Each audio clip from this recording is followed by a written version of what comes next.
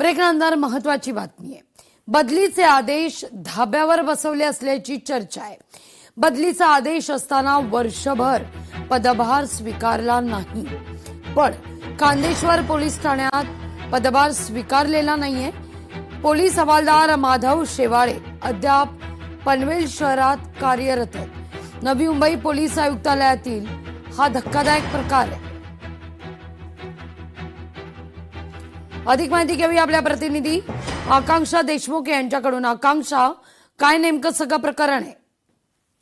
खरं तर नवी मुंबई पोलीस आयुक्तालय हद्दीतील जे पनवेल पोलीस ठाणे आहे त्यामध्ये जे पोलीस हवालदार माधव शेवाळे हे वर्षभरापासूनच कार्यरत आहेत।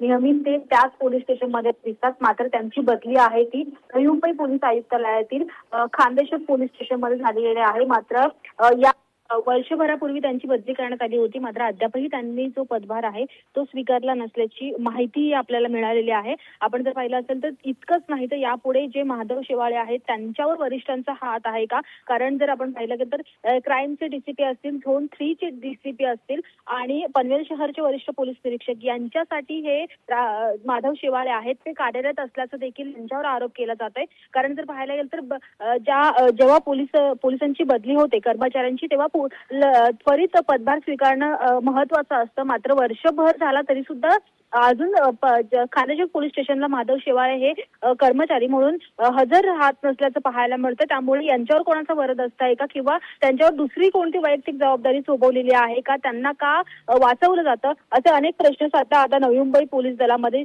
चर्चांना उधाण आलेलं आहे। अगदी, पण आकांक्षा, आपण जर पाहिलं तर नवी मुंबई पोलीस कक्षा यामध्ये मात्र असे अनेक प्रकार घडताना दिसत आहेत। या सगळ्या ठिकाणी एक वेगळाच कायदा वापरला जातो का, की जे मूळ कायदे आहेत ते सगळेच कायदे वेगवेगळ्या परिस्थितीत धाब्यावर बसवले जातात? म्हणजे अगदी नवी मुंबईतील डान्सबारचा प्रकरण असू दे, नवी मुंबईतील वरिष्ठ पोलीस अधिकाऱ्यांच्या बदल्या असू देत, नवी मुंबईतील स्पा सेंटरवरची कारवाई असू दे। एक्झॅक्टली, खरं तर यामध्ये महत्वाचं म्हणजे फक्त हेच प्रकरण खांदेश्वर पोलीस स्टेशनचं नाही आहे, तर नवी मुंबईचे जे विविध पोलीस स्टेशन आहेत त्यांच्यामध्ये देखील असंच चालू आहे का ज्या वरिष्ठांचे जवळचे जे सहकारी असतात, पोलीस कर्मचारी असतात, त्यांना आपल्या जवळच ठेवून घेतलं जातं, परंतु त्यांची बदली असते ती दुसऱ्या पोलीस स्टेशनमध्ये केलेली असते। कारण 2 ते 3 वर्षांतर कर्मचाऱ्यांची बदली ही होत असते। मात्र नवी मुंबईमध्ये काही वेगळंच चित्र आहे। जे वरिष्ठ पोलीस असतात त्यांच्या बदल्या तर होत नाहीच आहेत, मात्र दुसरी गोष्ट म्हणजे जे त्यांचे लाडके कर्मचारी असतात ते सुद्धा त्यांच्या सोबतच त्याच पोलीस स्टेशनमध्ये कार्यरत असतात आणि हाच प्रकार या ठिकाणी पाहायला मिळतो। आपण वारंवार डान्सबार संदर्भात बातम्या लावलेल्या आहेत, बदली संदर्भात या सर्व गोष्टी समोर आणलेल्या आहेत, मात्र आता पोलीस कर्मचारी आहेत, हवालदार आहेत, त्यांच्या बदल्या देखील का होत नाही किंवा पदभार का टाइम टू टाइम स्वीकारला जात नाही, असे अनेक प्रश्न या निमित्ताने उपस्थित केले जातात। आणि या सर्व गोष्टींनंतर आता नवी मुंबई पोलीस प्रशासनावर देखील प्रश्नचिन्ह उपस्थित केले जात आहेत। अगदी आकांक्षा, धन्यवाद तुम्ही दिलेल्या सविस्तर माहिती करता।